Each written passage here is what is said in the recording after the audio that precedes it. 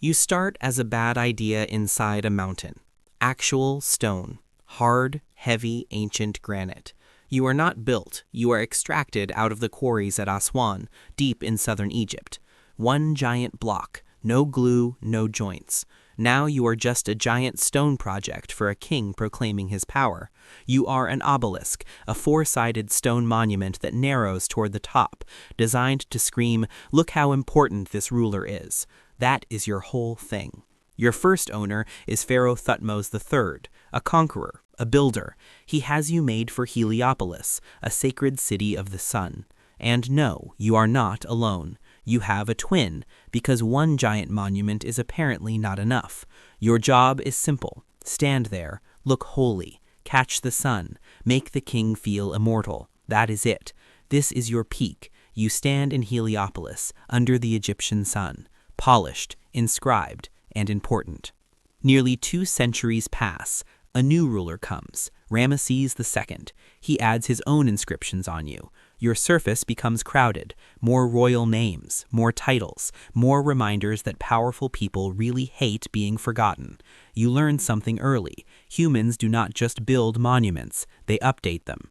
Still, life is good, with your twin brother by your side, and this goes on for a very long time.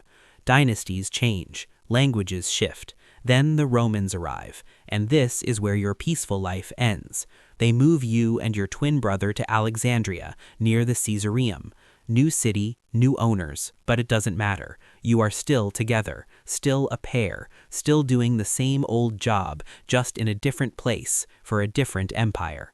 The Romans repair you with bronze supports, bronze crabs, actual metal crabs. You stand there, look ancient, make every ruler nearby look more important. Centuries pile up. At some point, your brother falls, but not you. You are still standing. Long time passes in that position. Empires fall, religions change, languages shift. Then comes politics. In 1819, Muhammad Ali, the ruler of Egypt, gives your fallen brother to Britain, a diplomatic gift. Humans love that phrase. It makes wrong things sound like table manners. So now your brother, the one lying in the sand, belongs to Britain, on paper, because giving away a giant ancient obelisk is easy. Moving one is where the confidence ends. So he stays there for nearly 60 years. Then they encased him inside a specially designed iron cylinder called Cleopatra. Not a normal ship, a floating iron tube.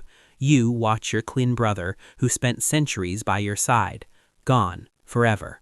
Now you are alone, still standing in Alexandria, but not for long. Just a few years in, politics returns, this time for you. In 1869, Khedive Ismail Pasha gives you to the United States to mark the opening of the Suez Canal, and now you know exactly what is coming, the measuring, the planning, the ropes, and now it is your turn. Then the engineers arrive, and let me be fair, of everyone in this story, the engineers are the least annoying. When others want glory, symbolism, and drama, engineers look at a 200-ton ancient obelisk and say, "All right, how do we move this without dying?"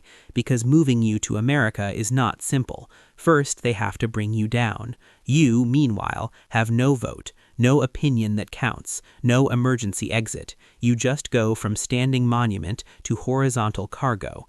Then comes the ship, not a floating iron tube like your brother got. The Americans load you onto the steamship after cutting a hole in its bow large enough to slide you inside. Then you leave Egypt. You head west until you reach New York. And this is where the suffering changes shape. Now they have to move you through Manhattan. This takes 112 days.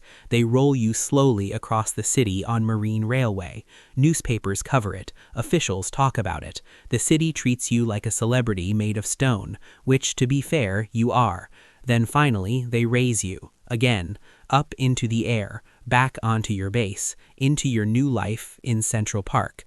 This happens in January 1881, with thousands watching. And just like that, after roughly 3,500 years of Egyptian sun, now you are a park monument in New York.